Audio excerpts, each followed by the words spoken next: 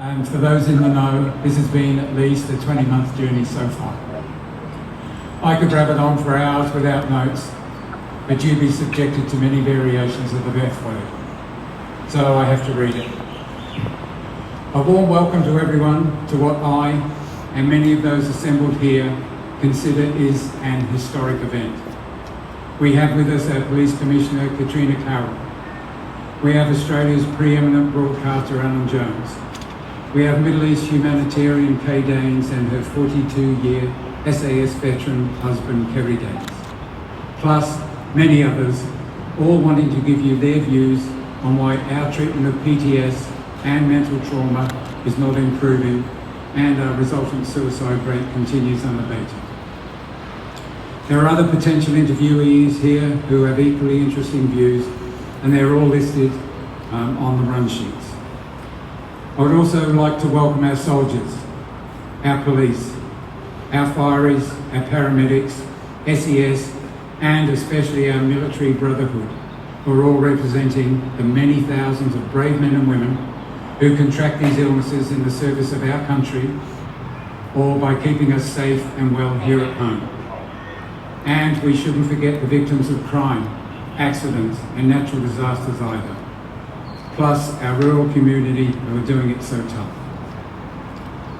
I know that Defence, DVA, QPS, QFES and QAS are doing a great job, but it reminds me of my old English history books when King Canute sat on the beach and tried to stop the tide coming in.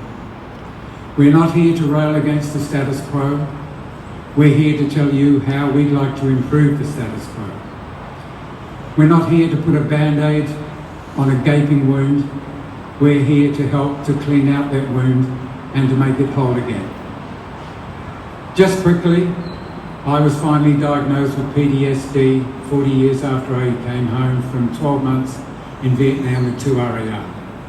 In that 40 years, I experienced a few highs, but many, many lows in a roller coaster life, which I didn't understand at the time. And then when I was finally diagnosed in 2008 and did a heap of research, it all began to make sense.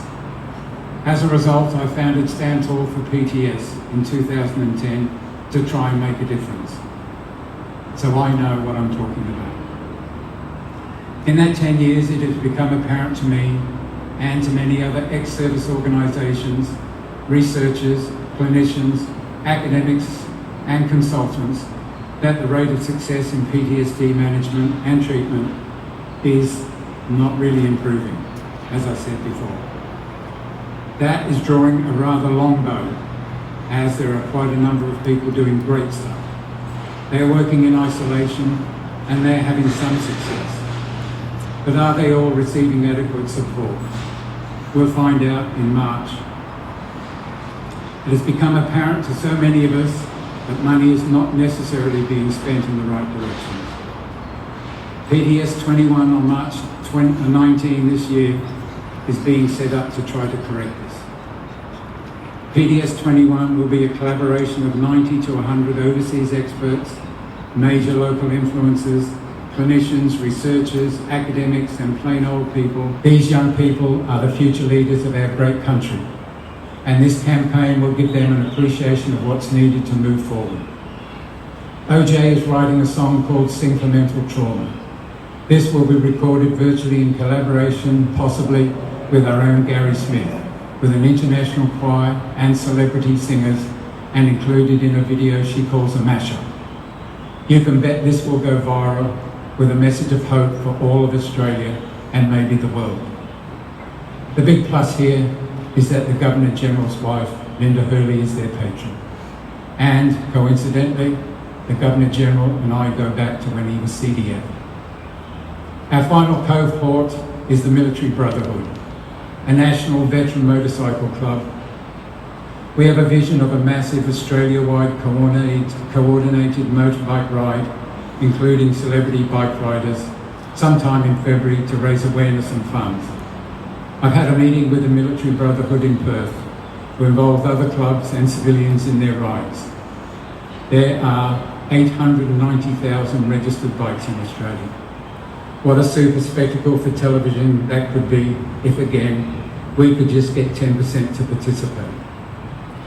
As I said earlier, it's a massive campaign, and when we also factor in a few interviews in the next few months and the stories from today, we'll have well over $1 million worth of publicity, all built on passion and caring. I now need the people of the media to replicate that passion and to convince 9 million people. No buggery. Please convince 25 million Australians to embrace all of what we're doing over the next couple of months. There are over 1 million deserving people who need our help. Early in 2020, Australians were magnificent in their support of the bushfire victims. And then later, the vast majority of us, with great difficulty, kept COVID at bay. And just recently, there was public outrage over official statements as a result of the Brereton report. All three of these will add significantly to the numbers which need our help. We are quite a compassionate nation, so let us as a country do the same sort of thing for mental trauma and PTSD.